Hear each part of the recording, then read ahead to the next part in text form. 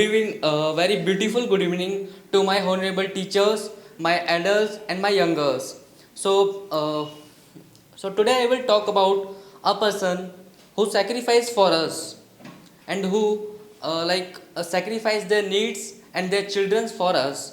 And you know very well, about him. So, I will talk his name, Dr. B.R. Ambedkar, as we know. So you know how is you know very well how he studied in their time and how many like he faced the situations on their time.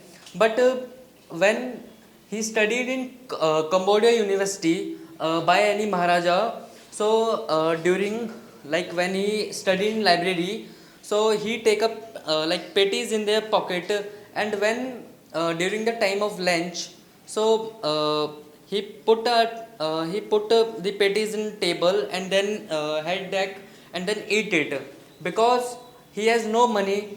He had no money to purchase lunch to him, but we have lot of food, to eat, and we have lot of books to read, but he had not money to buy any book. You know, once day when he spent the jewelry of their mother on a bookshop, and he purchased a book to read because he loved wisdom.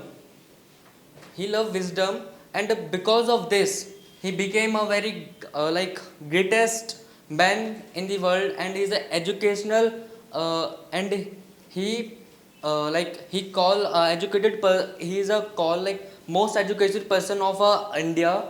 And one more thing is, when when he delivered any speech, he speaks very fluently. He never mistakes in their speaking. So we should inspire to him. And one more thing, like when he when he travel any road, so number of upper caste persons does not want don't want you are like you should go go this road from this road.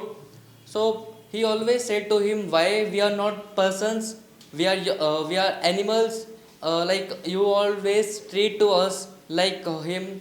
And so he studied and he get 32 degree, and he PhD two times in economics. And he always study for us, and he sacrificed the children to for us.